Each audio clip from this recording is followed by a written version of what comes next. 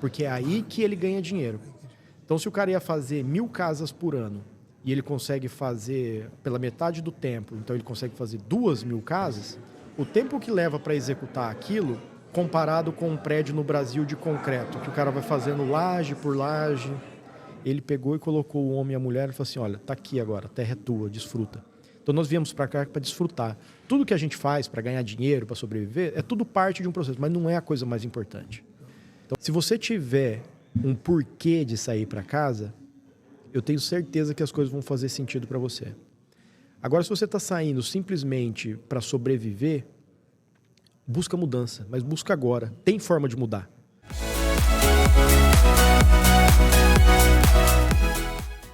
Então, continuando aqui no Construction Connection USA, agora a gente vai bater um papo aqui com o Darlan Alves, que é chamado de arquiteto do aço. Então, conta para nós, Darlan, por que estão te chamando assim? E a tua história aí, como fez para vir parar aqui?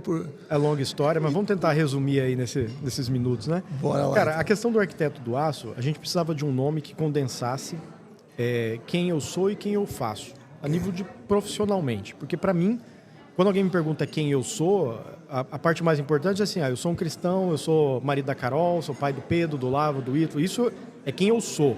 Agora, o que eu faço aqui está ligado muito à construção em aço. E a minha especialidade é a arquitetura. Eu fui formado em arquitetura, eu tive pós-graduação em técnicas construtivas, fiz mestrado na USP na área de tecnologia, sempre voltado para a construção em aço. Então, quando a gente junta tudo isso, o arquiteto do aço, isso cria um brand, cria uma memória afetiva que te chamou a atenção. O que é isso, arquiteto do aço? Então, o objetivo foi esse, é criar esse impacto que você teve mesmo.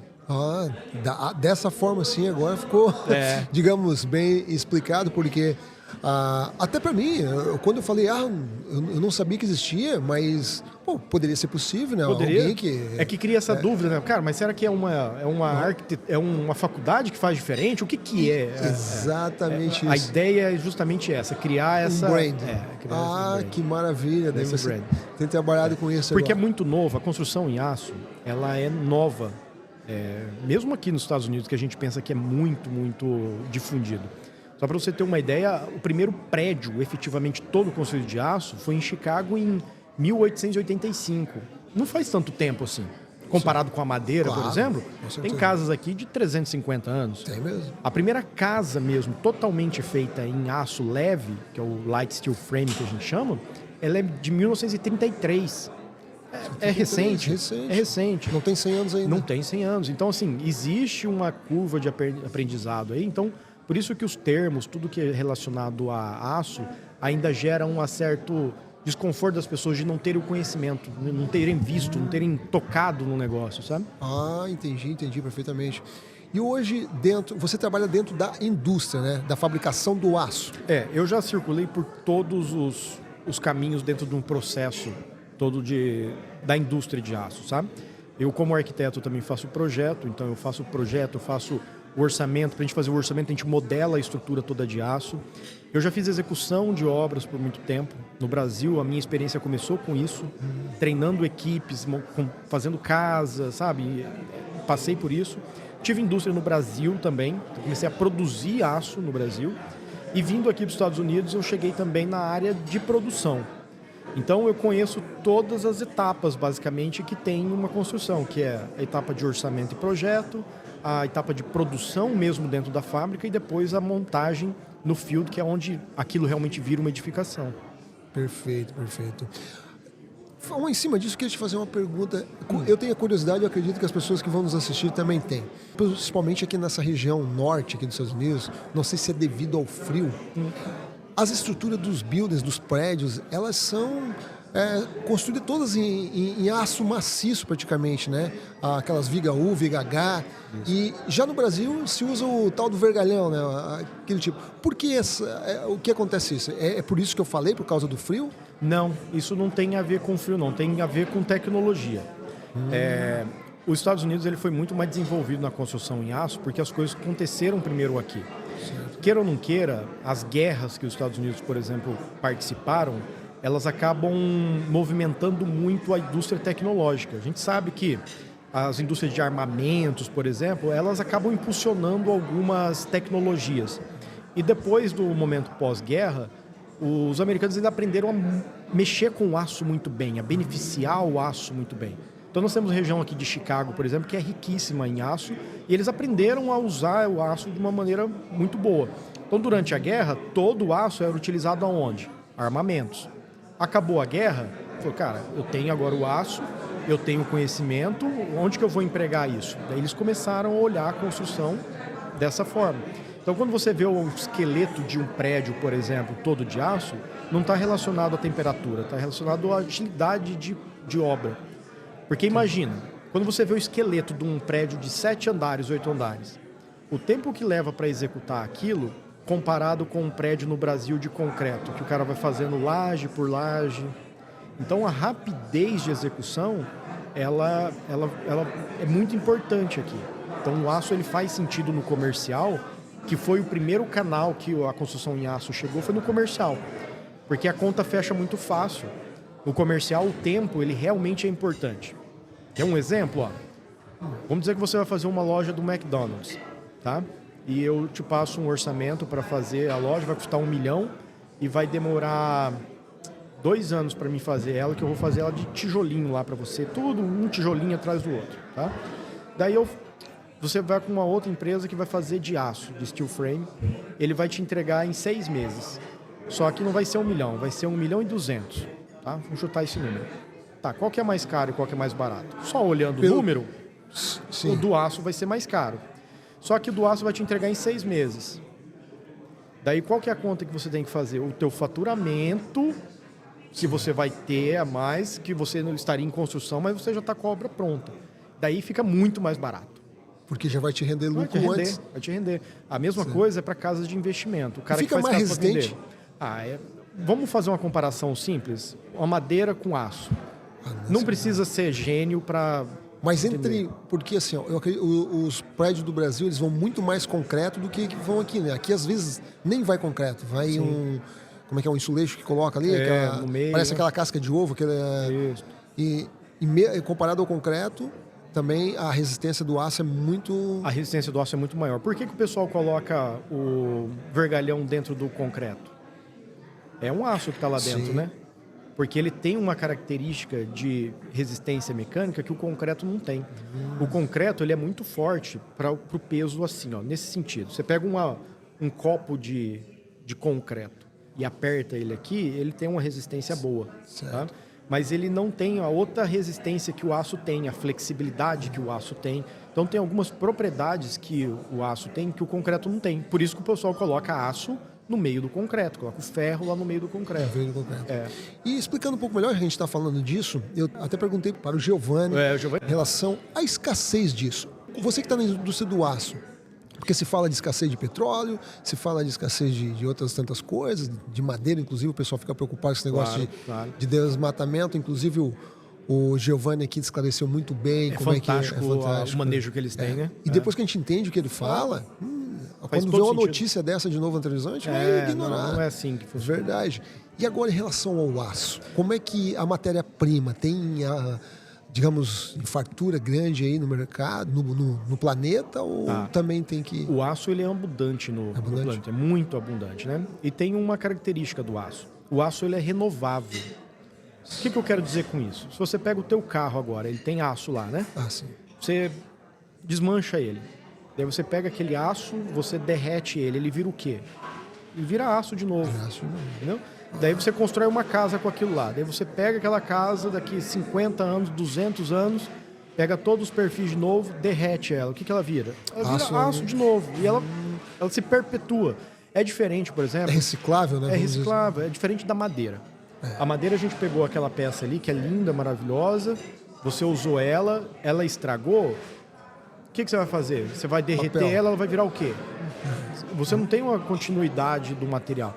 A diferença é o seguinte, que muitas pessoas falam assim, mas o aço não é sustentável, porque a retirada dele da natureza demanda muita energia, isso é verdade. Uma escavação, tudo.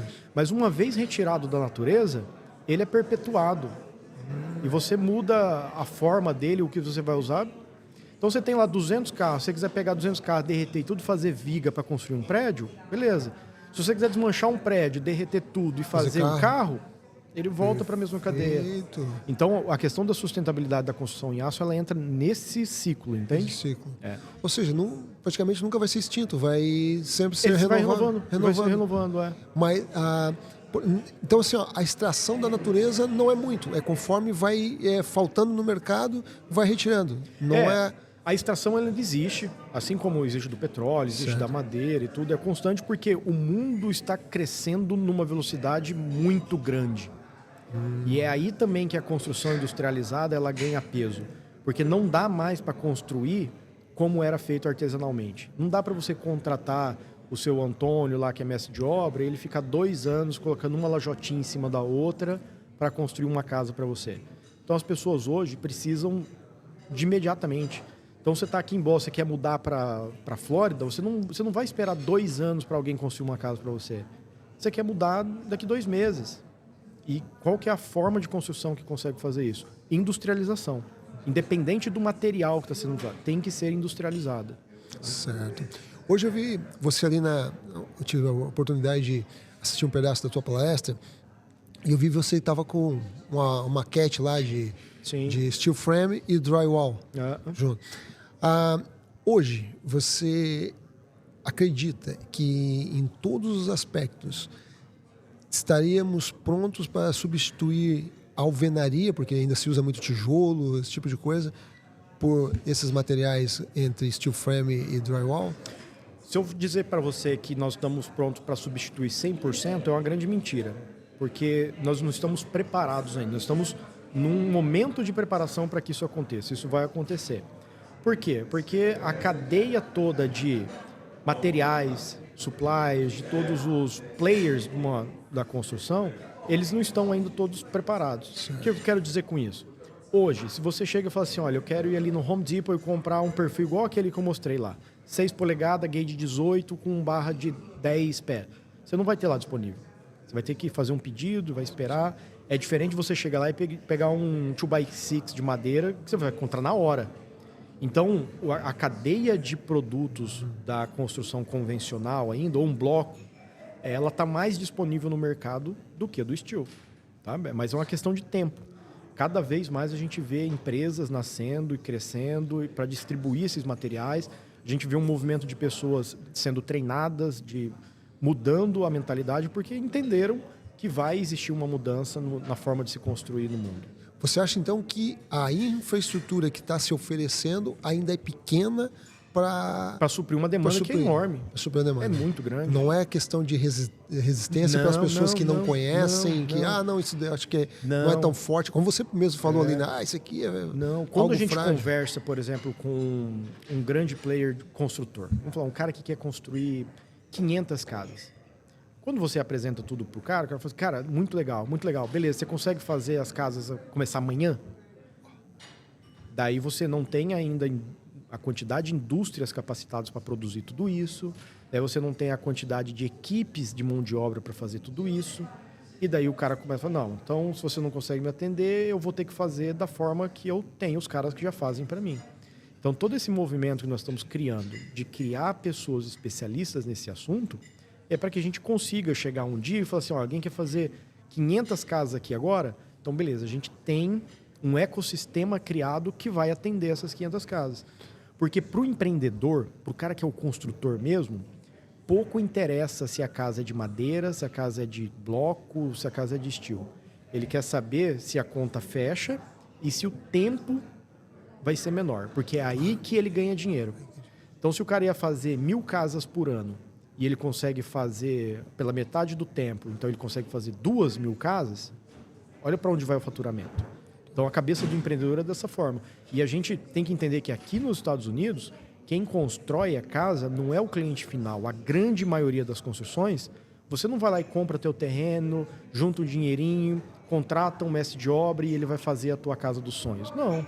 Geralmente você vai num condomínio e está lá uma casa pronta, você vai comprar aquela. Sim. Não sei que é uma casa muito especial, uma coisa muito diferente, você vai fazer algo...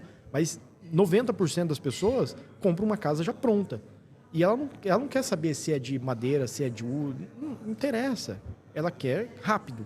É isso. Bom e rápido. É isso. Geralmente o cliente não faz esse tipo de pergunta, né? Não. Como é que, o que tem dentro, né, da estrutura. Né? Nem sabe. Porém, a gente, né, se for construir, lógico, a gente vai optar por steel frame ao invés de madeira. Então, vou te fazer outra pergunta. Por que você acredita? Isso é por causa do preço que a gente vê muito, principalmente aqui na nossa região de Massachusetts. Muitas casas sendo construídas ainda com madeira, é por causa de preço entre madeira e... Não só por isso. Não só por isso? É uma questão assim, as pessoas acham que é mais difícil.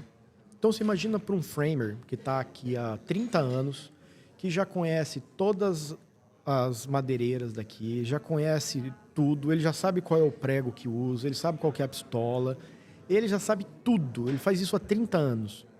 Daí, de repente, ele tem que mudar e começar uma coisa do zero, porque na cabeça dele é começar do zero. Você acha que ele vai querer? O cara, não, ele coloca resistência. Não, de madeira é melhor, é mais rápido, já tá aqui, pronto. Entendeu? Então, esse geralmente é o tipo de resistência que a gente encontra. É o medo da mudança. É o medo da mudança. Mas é o que a gente conversou agora há pouco. A mudança ela vai acontecer. Você vai decidir se você vai querer ser a Kodak ou vai ser a Apple. A câmera vai mudar. Ou a Sony, né? Vamos falar, né? Que a Kodak não quis produzir câmera digital e ficou para trás. Olha que case, entendeu? Então, teve muitos casos assim que a tecnologia chega e muda. O próprio Giovanni falou na palestra dele lá, quando o chinês chegou para ele, falou assim, olha, muda aí, cara, que esse negócio de piso de madeira aí vai acabar. Eu estou criando um novo negócio aqui e isso aí vai acabar. Ele poderia... Não, eu vou continuar fazendo isso. Não, o cara se reinventou, buscou uma nova tecnologia e assim dá segmento. Está fazendo, ele falou dos compostos aqui, né? Fantástico, tem né? demais isso hoje no mercado, tem. misturado com PVC às vezes também, né? Com plástico. Exatamente. O que nós estamos falando aqui, não só falando só sobre aço, mas o tema é tecnologia. É como que você sai da construção arcaica de fazer a massa lá, que a massa uma hora sai de um jeito, se o cara bebe a mais, a massa sai diferente. Se o cara brigou com a esposa, tem mais cimento ou menos cimento. Não tem padrão nenhum para alguma coisa industrializada, que tem um padrão. Tem um padrão. Vai ser sempre aquele ali. Vai comprar um steel frame. O aço você compra ele por tudo exato. Sabe o que é legal? O aço, se você vai construir uma affordable homes, uma casinha popular, ou uma casa high-end de 15 mil square feet, o aço é o mesmo. Você não consegue economizar no aço. É o mesmo aço. Então, eu acho isso maravilhoso, porque ele te dá o acesso à qualidade independente do teu poder de compra. Entendi. É diferente quando a gente vai fazer Vamos colocar no Brasil. Você vai fazer uma casinha lá para vender. O que o cara faz? Diminui a quantidade de cimento, ele coloca um ferro um pouquinho mais... daí a casa trinca. No steel frame não tem como fazer isso. Se você vai construir uma casa popular ou uma casa de altíssimo padrão, a estrutura vai ser a mesma. Absolutamente o mesmo material. Isso é interessante. O que você falou aí, a comparação, porque acontece muito mesmo, as pessoas vão construir ali, querem economizam ainda naquilo que dá mais segurança para casa. Importante. O cimento, o mais importante, é algo para dar resistência. Sabe o que eu acho engraçado? Às vezes as pessoas vão economizando assim, no saquinho de cimento, beleza, faz uma economia de R$2.000 na obra. Daí ele vai lá e compra uma torneira que custa R$5.000. É bem isso. Na coisa que é mais importante, a pessoa não pensa, né? É igual na época que tinha gente com iPhone e a parede sem rebocar. Sem reboco, né? Sem Prioridades. Prioridades, é verdade. Mas, já que estamos falando aí um pouco do Brasil também, você acredita que hoje, se fizer uma casa no Brasil, utilizar o drywall, steel frame, mesmo...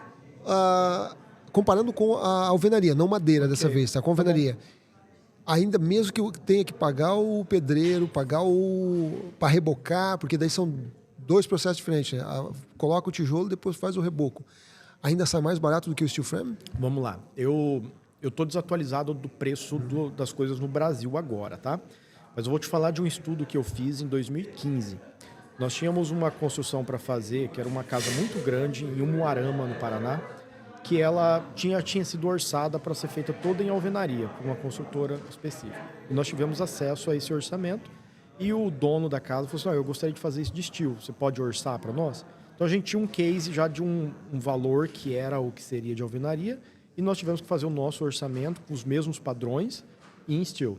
Naquela época, estou falando números de 2015, tá? Pode ser que isso tenha mudado para mais, para menos, eu não sei. naquela época, o steel, só olhando preço por preço, ele ficou 6% mais caro. 6% só. Só que o tempo de obra daquela casa, que seria de 2 anos e meio em alvenaria, que era uma casa cheia de balanço e tal, ela caiu para 12 meses. Então diminuiu metade da mão de obra. Exato. Entendeu? Acaba compensando. É um tempo muito grande, né? Então, quando você faz essa conta, as coisas começam a bater. Dá uma clareza maior, né? E sem contar uma coisa. Na construção de alvenaria, a maioria das pessoas não computam como que eu digo, o waste, o desperdício que acontece na obra. Isso não é computado. E quando você chega e entra numa obra de steel frame, você vai lá ver o dumpster, por exemplo, a caçamba de lixo, cara, tem quase nada de lixo. Essa foi uma das coisas que o Bruno foi visitar uma obra comigo, ele ficou falando, cadê, cara? Cadê os dumpsters? Tudo cheio de bloco quebrado, resto de madeira. Não tem. Então, isso é uma outra coisa que as pessoas não colocam na ponta do lápis. Que a gente não tem o desperdício na construção a seco. E mesmo o desperdício do aço, você ainda consegue reciclar, quiser ainda. Se quiser reciclar. Agora, a vantagem que nós temos é o seguinte, como o aço sai da nossa fábrica, já tudo cortado, então como que funciona, para você entender o panorama geral? A gente faz o projeto tal e eu tenho essa parede aqui. Então eu tenho o perfil 1, 2, 3, 4, beleza. A gente manda para a máquina, entra um coil de uma fita de aço, ela vai formando o perfil, fazendo todos os buracos, aonde tem buraco de serviço para passar cano, encanamento, fiação. Ela faz o buraquinho dos parafusos onde vai se encaixar e imprime no perfil, essa aqui é a peça 1. Daí você tem um mapa depois, que você vai pegar, a peça 1 é com a peça 2, 3, você monta tudo isso. Quando eu digo você, qualquer pessoa consegue montar isso. E daí você vai pegar, o buraquinho do parafuso dessa peça com o buraquinho do parafuso dessa, eles vão bater um no outro, você coloca um parafuso. Você não tem que medir, você não tem que... Não. É uma construção de precisão. Precisão. Vocês, então, vendem projetos individuais. Vocês não são apenas fornecedores para... Nós não fornecemos só o aço comercial. Assim, você chegar, eu quero uma barra de 10 pés. Não. Tem toda uma inteligência por trás disso. Daí o desperdício é zero mesmo, exatamente, porque você já entrega na medida. Vamos supor, você vai fazer um hotel de 7 pavimentos. Certo. Você vai pegar esses painéis um por um e vai chegar pronto na obra. Vai chegar pronto. Então, é 2 pessoas que pegam uma de cada lado, juntam os painéis e pronto, você montou um quarto. Então, a facilidade está por conta disso, entendeu? Entendi. Perfeito. Não, daí não tem erro mesmo, né? Porque ainda é melhor do que comprar por... Eu não sei se daí o custo de vocês sai mais elevado do que comprar tudo isso no Home Depot, por exemplo. Pouquíssima coisa. Mas vale a pena no desperdício. Agora, se você coloca a conta de desperdício, o nosso fica mais barato. E o tempo de labor também, porque aí, se tu comprar a peça inteira, tu vai ter que perder tempo para cortar, para ajustar e tudo mais. Interessante. Ferramenta, tudo. Interessante. Não, isso faz muita diferença. Já que está aproveitando falar, e se alguém quiser, que está ouvindo nós aqui, quiser contratar a empresa de vocês para fazer, tem uma quantidade... quero fazer somente uma casa. Vocês fazem somente uma casa? Sem problema nenhum. Você tem um website, alguma coisa que quer deixar? Melhor contato comigo, vamos deixar o meu Instagram, porque lá eu consigo pessoalmente dar atenção para cada um, entender o que cada um precisa, porque daí eu direciono para a parte comercial o que realmente a pessoa precisa, entendeu? Mas eu faço isso com o maior prazer. Perfeito. Então, se você quiser contactar, acessa aqui, já estou deixando na tela aqui para vocês. Darlan.steel. É facinho. Bem fácil. Bora lá. Então, Darlan, deixa eu ver. Tem que fazer um corte aqui, porque era importante alguma coisa com o Darlan? Já entreguei lá pro André. Perfeito. Então tá. Então, continuando aqui, falando com o arquiteto do aço. Deixa eu ver aqui. Colocaram algumas perguntas aqui para a gente... Podemos fazer? Claro. Então, perfeito, então. Você tem uma ampla experiência como arquiteto, professor universitário, construtor. Você poderia compartilhar um pouco sobre essa trajetória profissional e como você chegou a essa sua posição atual? Legal. Vamos tentar traçar uma linha do tempo aí, para a gente entender aonde eu estava e onde eu estou hoje, para ver esse gap aí. Eu sempre tive o sonho de vir morar aqui nos Estados Unidos. Desde os anos 2000. Alguns parentes meus vieram morar aqui e daí eu ouvi dizer sobre os Estados Unidos e isso me gerou curiosidade. Eu recebi uma vez uma revista daqui dos Estados Unidos e nessa revista eu estava falando alguma coisa sobre drywall, eu tentei traduzir o que era para entender e isso ficou na minha cabeça. Em 2005, eu comecei a faculdade e daí na faculdade eu mostrei isso para um professor e daí o professor falou, isso aí nos Estados Unidos tem muito, os caras fazem prédio e tal. Isso ficou na minha cabeça, martelando. Em 2007 para 2008, eu vim fazer meu primeiro intercâmbio aqui nos Estados Unidos, numa loja da Banana Republic, que fica na frente do Empire State, em Nova York. Então eu fiquei 3 meses trabalhando nessa loja, aprimorando inglês e tal, e depois de um mês eu tinha livre para fazer o que eu quisesse e eu fui trabalhar com alguns amigos da minha família que eu sabia que mexiam com frame. Então aí eu comecei a ver pela primeira vez esse material, entendeu? E isso ficou na minha cabeça. Eu voltei pro Brasil, terminei minha faculdade, casei, tudo. Daí surgiu a oportunidade de construir uma casa em steel frame. Na minha cidade, uma cidade Paranavaí, no Paraná, 90 mil habitantes, não tinha nada de steel frame lá. A minha tia decidiu fazer uma casa, eu falei, eu faço para você, mas eu faço de steel frame, pode ser? Ela topou, bancou, fiz para ela, sem lucro, mas fizemos. E era assim, comprava o perfil comercial, tamanho, lá em São Paulo, entregava lá no interior do Paraná, cortava, aquela coisa toda, sabe? E isso chamou a atenção de várias pessoas. E daí um grupo lá de empresários, que até hoje são meus amigos, me chamaram, cara, vamos então construir casas em uma outra cidade, que era na região de Maringá. Daí começamos ainda cortando perfil e tal. Fizemos primeiro 26 casas populares, depois fizemos mais algumas meia dúzia de casas de altíssimo padrão lá em Maringá. E começou a surgir uma demanda tão grande que a gente precisou ter o nosso próprio material. Daí compramos a primeira máquina perfiladeira da Pinnacle no Brasil, foi a nossa, a gente importou para lá em 2013 isso, e montamos uma empresa que fornecia aço para outros construtores. Daí a gente começou a fornecer, teve uma época aqui no Brasil... Vocês começaram a fabricar perfil lá, só para perfil. Então a gente tinha a construtora, que continua construindo, e tinha outra empresa que fornecia perfis. Então, teve uma época no Brasil que muitos dos postos Ipiranga eram feitos de steel frame. Então, aquele AMPM, aquela loja, era toda de aço. Sério? Muitas no Brasil foram feitas daquela. Então, a gente fornecia muito desse material. A pessoa queria construir uma casa e tal, a gente produzia. Em 2015, a gente decidiu parar a operação da fábrica por conta de um calote que a gente tomou de uma construtora, por conta daquela coisa da Lava Jato, um terceiro estava prestando serviço para a Odebrecht na época, e daí congelaram tudo por conta daquela confusão que teve, não tem como pagar, a gente ficou desgostoso com o negócio, sabe? Ficou, deixa a máquina aí, depois a gente vê. Alguns anos depois apareceu uma pessoa querendo comprar essa máquina, eu fui conversar com essa pessoa, tal, conheci ela, o Marcos, amigo meu até hoje, que era o dono da Tecnoframe no Brasil. E ele ficou sabendo da minha vontade de vir para os Estados Unidos, porque há 2 anos, um ano depois, eu também recebi uma proposta para trabalhar em San Diego, na Califórnia, que acabou não dando certo, porque mudaram a fábrica para Tecate, daí eu decidi que eu não queria morar em Tecate. E quando ele soube que eu estava querendo mesmo mudar para cá, ele falou assim, olha, eu estou comprando uma máquina nos Estados Unidos, você não quer ir para lá e ajudar na operação? Eu já estava decidido a vir para os Estados Unidos, já tinha dado entrada na documentação minha para a obtenção do Green Card. Eu falei, eu vou, já ia de qualquer maneira, ainda mais agora que você está me dando uma possibilidade. E foi assim que eu cheguei aqui em 2 de dezembro de 2021, extremamente recente, foi agora. E em 2 anos e meio é isso que a gente está fazendo. Então, o que começou lá atrás com uma observação numa revista que minha tia mandou para mim, hoje trouxe eu e minha família para morar aqui, que era o nosso sonho. A gente sempre quis estar aqui. Que maravilha. A empresa de vocês, ela produz só o aço, não faz a parte de drywall, não? Exatamente, só o aço. A gente trabalha hoje com os gauges, né, que são as espessuras de chapa. A gente trabalha de 20 até 16. Então, 20 é o mais fino.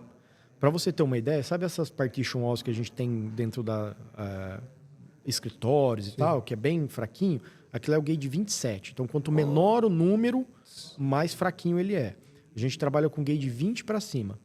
Aquele que você viu o mockup ali é o gauge 18. A gente trabalha até o gate 16, que é mais firme ainda. Então, a gente, com aquele material, a gente faz tranquilamente aí prédios de 6, 7 andares. Caramba. Com aquele material. Então, é um material muito resistente. É leve, mas Sim, é muito resistente. Bem resistente. E hoje o steel frame basicamente só steel frame, mas só entender os perfis, então vamos falar desse jeito. É somente de aço que estão fazendo. Na nossa indústria a gente faz totalmente de aço. Totalmente é um aço, de aço. Galvanizado. É um material que ele é resistente a intempéries, ele fica na chuva, não tem problema. Ele... Pra você ter uma ideia, eu tinha um que ele ficava dentro de um aquário. Eu tinha um aquário de água salgada, um aquário marinho. Sério, eu deixava lá porque os clientes chegavam e falavam assim: ah, mas isso aí, você ficar na chuva não enferruja? Caramba, eu falei, vem aqui. Aí lá no aquário pegava o perfil, mostrava. Ó. E ficou por anos assim. Eu tive o aquário lá no escritório quase 2 anos. Mas esse aí já é o processo de galvanização de vocês que é bom. De galvanização a fogo, Existem normas que controlam isso, né? Então a gente tem que ter, dependendo das regiões mais expostas à maresia ou não, a gente tem um grau de galvanização maior ou menor. Maior ou menor. Perfeito, cara. Perfeito. Que legal isso aí. Um assunto que eu tenho certeza que muita gente vai gostar de ouvir a respeito disso. É diferente. Um arquiteto diferente, né? Geralmente você imagina que arquiteto só desenha paisagem. Só. Não. O Darlan faz algo diferente aqui. Darlan, deixa eu ver se essa outra aqui. Quais são as principais vantagens da construção metálica em comparação com os métodos de construção? Eu não estou querendo ser redundante, né? E nem repetitivo, mas eu acho que dá para falar. Dá. Assim, na minha opinião, tá? Eu não sou nenhum xiita que acredita que tudo tem que ser construído em aço. Não. Certo. Eu acho que tem coisas que são melhores serem feitas em aço, do mesmo jeito que eu acho que tem outras coisas que são melhores em madeira e outras são melhores em concreto, e provavelmente em algum dia vai ter um outro material que vai ter coisas melhores, sabe? Certo. Eu não acho que dá para você chegar e falar assim, não, vou fazer uma ponte aqui, vou fazer ela toda de steel frame. Não.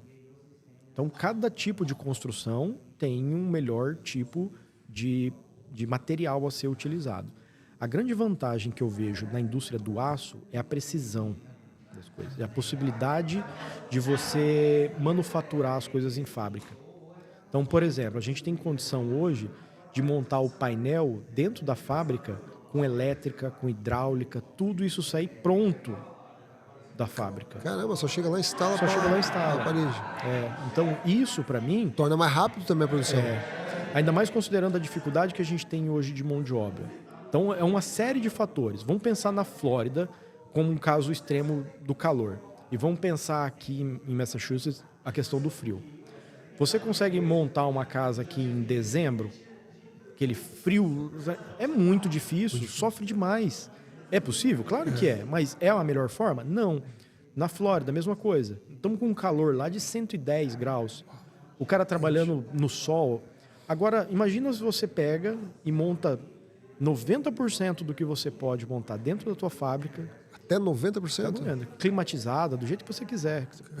Então, você trabalha ali dentro da fábrica, depois você leva isso pronto e coloca no fio de uma maneira muito mais organizada, com menos pessoas envolvidas. Porque uma coisa que as pessoas não pensam, fala assim, vamos pensar na construção em bloco, que a gente tem bastante na Flórida. Fala assim, mas eu consigo uma equipe ali dos hispanos, amigo meu, que eles vão lá e faz o perímetro da casa inteira em um dia. É verdade, os caras conseguem. Os caras do bloco são muito bons, fazem muito rápido. Mas quantos caras estão trabalhando lá? É 15, é 20. E se um cara desse cai do andaime e se machuca? Você entende o tanto de problemas que estão envolvidos na gestão de 20 pessoas trabalhando, que a grande maioria da gente sabe que é sem equipamento, sem treinamento. O cara está ali num esforço danado, correndo atrás do seu, mas ele não está muito preocupado com cinto de segurança ou capacete, nada disso. Então, olha a exposição de risco que a gente tem. É diferente de você trabalhar dentro de uma fábrica, num controle de qualidade, e depois, lá no field, você, em vez de ter 20 pessoas, você ter 3 pessoas, 4 pessoas fazendo a montagem. É possível? Totalmente possível. Totalmente possível. E ela não é uma parede pesada depois de pronta? Não. Já sai com drywall lá dentro? Você pode fazer de várias formas, tá? Tudo depende do teu business plan, vamos chamar assim. Porque se você quer que saia tudo pronto, fechado, você tem que ter uma certificação de inspeção de terceira parte, porque você não vai conseguir fazer a inspeção em campo, porque a parede já vai estar fechada. Então, você faz a inspeção dentro da fábrica. Então, é modelos de negócios diferentes. Mas, por exemplo, hoje, mandar as paredes para dentro do campo, no field, já toda montada, por exemplo, com a hidráulica e com a chapa do lado de fora, já é perfeitamente possível. Caramba. Perfeitamente Nem possível. sabia que o inspetor fazia a inspeção lá dentro também. Tem uma possibilidade de inspeção de terceira parte dentro da fábrica. Você certifica ela, é bem legal isso aí. Bem legal, sim. E ganha tempo, né? Ganha tempo, Tudo isso ganha tempo mesmo. Bastante. Você consegue testar tudo lá dentro da fábrica ainda, né? Isso facilita.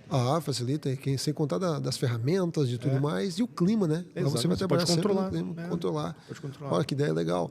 Então você vê um grande crescimento em indústrias como as de vocês. A industrialização na construção civil, ela é inevitável.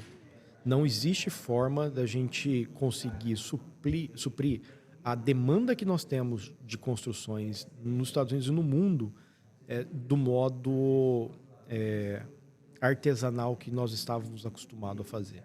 Não existe. A mão de obra está mudando. A gente não tem os carpinteiros, antes que era uma profissão que era passada de pai para filho e tal. Está mudando. As pessoas não querem mais trabalhar no pesado. O cara quer começar, ele quer ganhar mais e trabalhar menos. É a realidade. E a gente não consegue mudar isso da cabeça das pessoas. Tá vindo uma geração aí, que é a geração que ela não quer pegar no pesado, não. Então, se você não facilitar a forma de se construir, quem que vai construir? Vai parar tudo. Os framers que estão aí há 30 anos, daqui a pouco eles estão há 40 anos aqui, 50, acabou. E aí? Mão de obra. Não veio uma nova geração parecida assim. Não veio porque ela não viu valor naquilo. Certo. Então, a gente trazendo a tecnologia, mostrando que a gente pode fazer diferente, criar algo novo, é uma forma da gente atrair também a mão de obra de pessoas capacitadas, que vão crescer dentro dessa carreira. Entendi. E vocês veem concorrentes fortes no mercado ou vocês têm algum diferencial que se destaca dos outros, que vocês estão... Cara, é um mercado tão grande que seria ignorância minha dizer que tem concorrência. Não tem concorrência. Eu conheço donos... Eu conheço pelo menos pessoalmente, assim, donos de 4 indústrias dessa aqui nos Estados Unidos. E que a gente é amigo e a gente troca informação, troca ideia. E assim, não tem nem como um ser concorrente do outro, porque a gente não atende nada ainda do mercado. O mercado tem muito a crescer. Tem muito a crescer. Na hora que as pessoas começarem a ver esse movimento que nós estamos criando, começarem a ver os resultados disso, e a facilidade, ver que não é esse bicho de 7 cabeças, que eu vou ter que largar tudo o que eu sei para aprender do zero. Não, que é uma adaptação, elas vão ver que é muito mais fácil. Isso é depoimentos que eu tenho de pessoas que construíam há 20 anos de aço em madeira e agora começaram a fazer em aço. Cara, mas é tão fácil assim? Eu achei que era um bicho de 7 cabeças.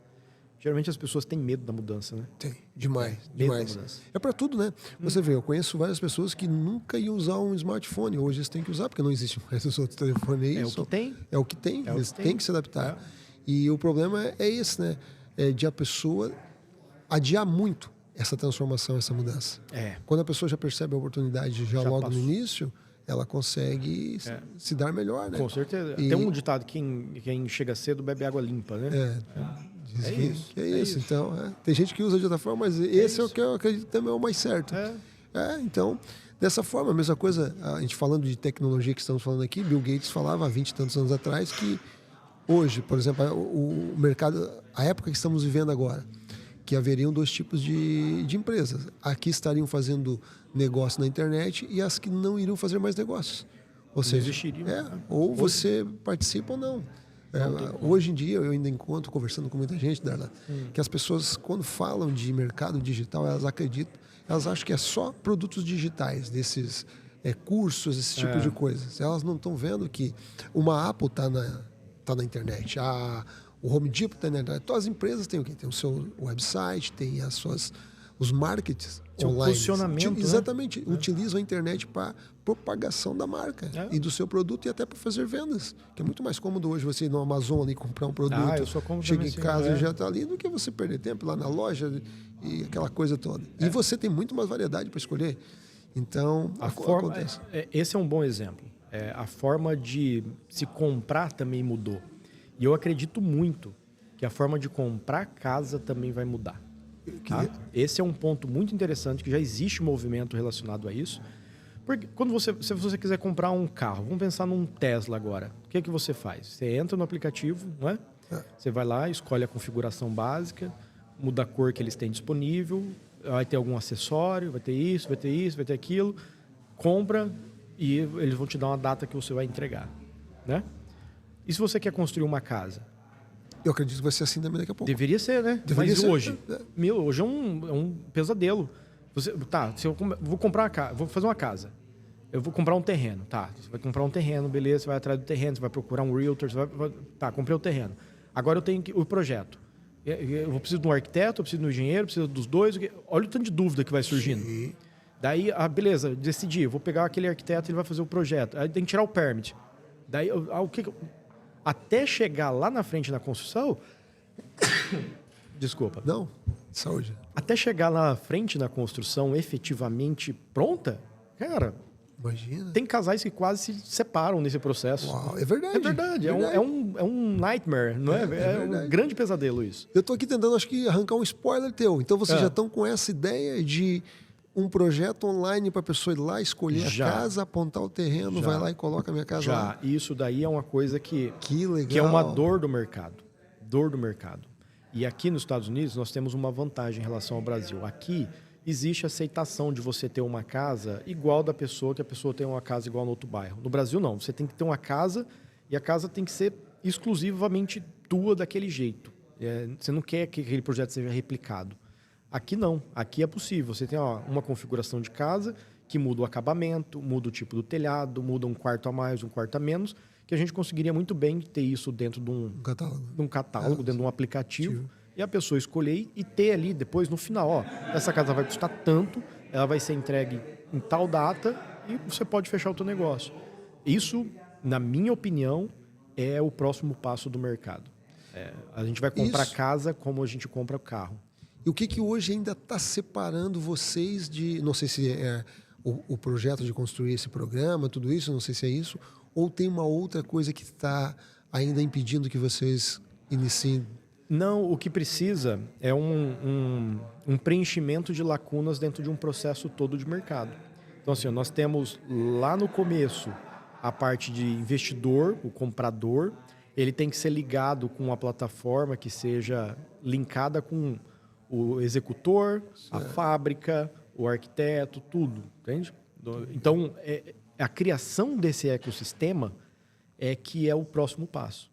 Então, isso que nós estamos plantando aqui hoje, de começar o treinamento de pessoas para aprender a executar, é parte de um processo dentro de um grande workflow, sabe? Então, para que tudo isso aconteça de modo fluido, a gente tem que ter agentes em cada uma das etapas. Em cada uma das etapas. Mas vai ser um processo inevitável, com certeza. Com certeza. Com certeza. Você imaginava 10 anos atrás comprar um carro pela internet? Não, de forma alguma. Eu não. A internet nem funcionava direito nem para isso. Direito, Então é impossível pensar isso. Era impossível. Você imaginava que você ia passar um dedo na tela e ia acontecer? Nada. Eu lembro que eu vim aqui em 2008 para o intercâmbio, aquele intercâmbio que eu te falei, e eu voltei com um iPhone.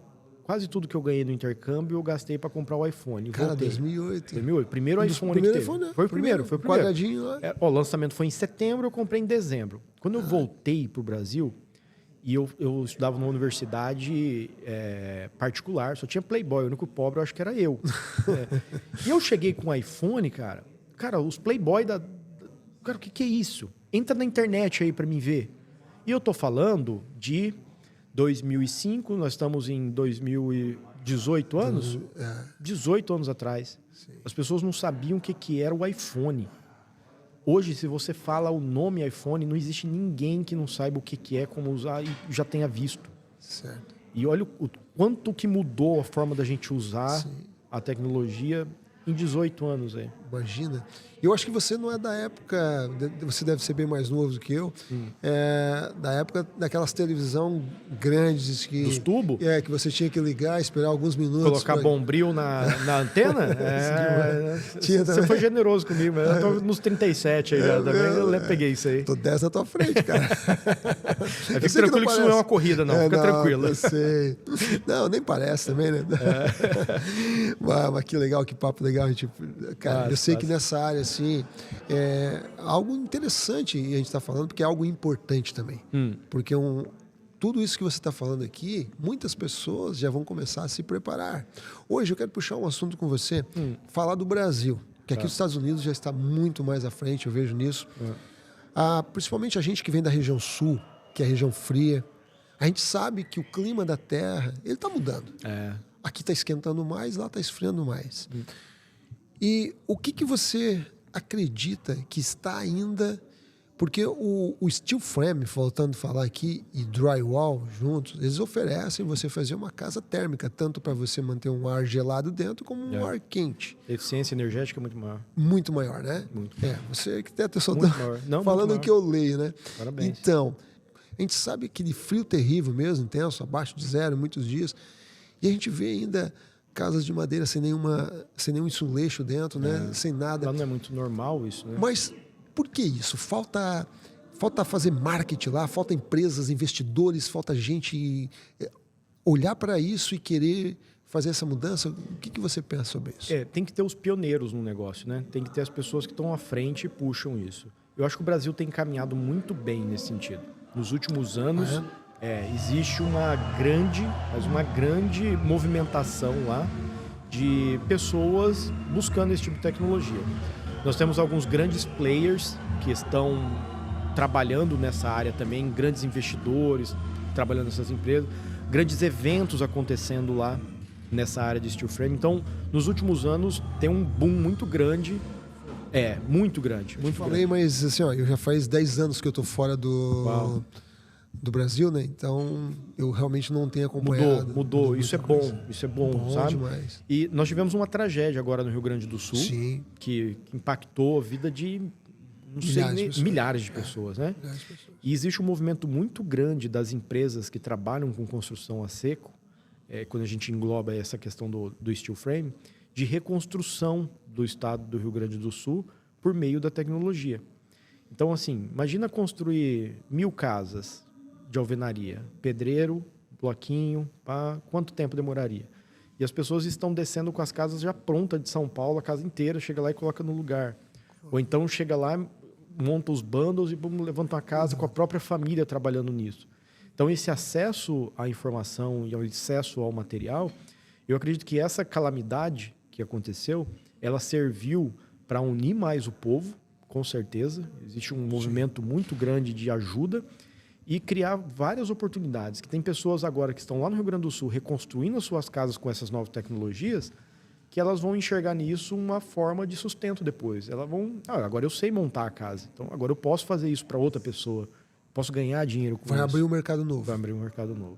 Que legal isso aí, cara, legal. Eu realmente não sabia, eu estava por fora do que está acontecendo lá, eu até falo muito, né? Está melhorando muito. Eu tenho lá o meu sogro que mora lá ainda, eu falo para ele, sei que a tua casa é de alvenaria, mas quer dar o jeito de botar um steel frame por dentro, botar ali para te começar a deixar ela térmica. Dá diferença, né? Dá muita diferença. Além do frio e do calor, também contra a acústica dentro da casa. Né? Som, então, é algo totalmente diferente que vale muito a pena mesmo. Depois que a pessoa vem aqui para os Estados Unidos e conhece o que é a construção aqui, fica muito mais fácil para ela entender. Fala, não, eu entendo as vantagens disso. Mas para quem está lá no Brasil, ela vê a construção, por ser mais leve, com um sentimento de fragilidade. Acho que vai ser mais fraco. E é totalmente ao contrário. O americano, por exemplo, ele não entende como que a gente faz uma casa térrea, que não vai ter um segundo pavimento, e a gente faz uma laje de concreto em cima. Qual que é o objetivo de você ter um peso de concreto em cima da tua casa se você não vai pisar lá em cima? Eles não conseguem entender isso. É verdade. Porque aqui o que faz? Não tem segundo pavimento, então vai ter a cobertura, eles vão colocar um insulation ali, a casa fica ótima, maravilhosa. Você não precisa meter peso lá em cima. Então são algumas diferenças culturais que o Brasil vem vencendo, sabe? Isso vem melhorando muito. De quando eu comecei isso daí, a minha primeira casa construída no Brasil de steel frame foi em 2011. Então, 2011, nós estamos em 2000. Chamava-se de gesso cartonado o drywall, né? Era o que todo mundo achava. Essa casa é de gesso, é de papelão, o que é? As pessoas não entendiam. Então, de lá para cá, muita coisa mudou. Muitos materiais novos chegaram lá. O mercado vem se modificando nesse sentido. Entendi. Em 2013 eu vim aqui nos Estados Unidos. Aí eu conheci essa parte da construção. Eu tenho um amigo lá meu que é engenheiro. Eu cheguei lá para ele e fui tentar falar do projeto para ele. Falar para ele, cara, o que tu acha? De repente a gente vai até uma parceria e fazer alguma coisa, que eu sempre fui empreendedor, que não, cara, isso não vai dar certo, aquela coisa toda. Tá lá fazendo a mesma coisa, ficou para trás. A mudança poderia ter aproveitado. A mudança assusta demais. Não é todo mundo que vai mudar. E tá tudo bem, é assim que vai ser. Mas tem as consequências ou os benefícios, né? Você vai escolher qual que você vai colher. Exatamente. E hoje já está por tudo lá. Eu sei que na minha cidade lá já estão comercializando steel frame, drywall, tem tudo. Uma coisa que dificultava muito era o acesso ao material lá. Porque no Brasil a gente não tem igual, você vai em qualquer Home Depot aqui, você compra um material de construção na hora, de qualquer forma. Lá não. A construção a seco, você tinha que comprar, vou comprar em São Paulo para mandar entregada, você tem que comprar uma quantidade. Agora, alguns players começaram a criar lojas em várias e várias cidades. É mesmo? Onde você chega lá, fala assim, eu quero comprar o perfil, eu quero comprar a telha shingle, eu quero comprar o insulation. Você consegue comprar na loja. Então, isso é uma mudança muito significativa de mercado. Então, é isso que eu te digo. Para conseguir atender mais pessoas no mercado, a gente precisa que a cadeia de materiais ela seja mais ampla, mais evoluída. Isso é uma das coisas que eu acredito que tenha dificultado muito no início, né? E também, como você falou, né? O novo, o medo, às vezes, aquela... Sempre. Eu não sei de onde que eles criam essas crenças limitantes de que isso é papelão, que isso é fraco, aquele tipo de coisa, e não tem nada a ver, né? É bem isso mesmo. É bem complicado, bem diferente. Então, hoje, aqui, que é um país pioneiro em steel frame e drywall, por que eles ainda continuam construindo muito na madeira? Por causa do custo-benefício? A madeira é muito disponível, não vamos dizer ela sempre foi muito fácil, muito disponível. A gente sempre teve muitas reservas aqui. Ela sempre foi muito barata, isso tem mudado. E a gente sempre teve mão de obra disponível. É o que você falou do frame, né? Daí eu vou ficar... disponível, entendeu? Então, são algumas mudanças que vêm acontecendo no mundo que fazem com que mudanças do sistema construtivo tenham que acontecer.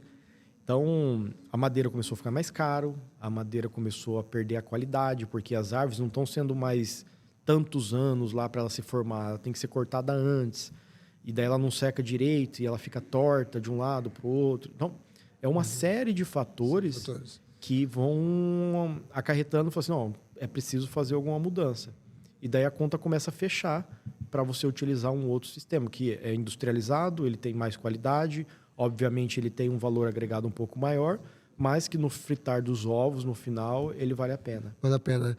Já no Brasil, a concorrência não é com a madeira tanto, já é com a alvenaria, né? E apesar de... Porque assim, para achar... Lá na minha região, por exemplo, lá tem muito cupim lá. Cupim. Construir casas de madeira, eles já pensam em fazer... Tem cidade até que proíbe. E proíbe a construção já? De madeira. De madeira. Não pode. Então, e há uma alternativa com preço parecido. Na verdade, a custo-benefício a longo prazo, o steel frame é muito melhor, né? Sim. E ainda há essa resistência, né, do pessoal. Não, vou fazer de tijolo. E isso devido ao que você falou, que falta materiais disponíveis. Eu acredito que a hora que tiver isso no mercado, vai estar lá. É fato isso. E sabe o que é interessante? Olha só, as pessoas ficam com medo, por exemplo, eu vou construir em aço. Porque é um perfil, é leve, não sei o quê. Mas ela deposita toda a confiança dela num tijolo queimado. O que é tijolo?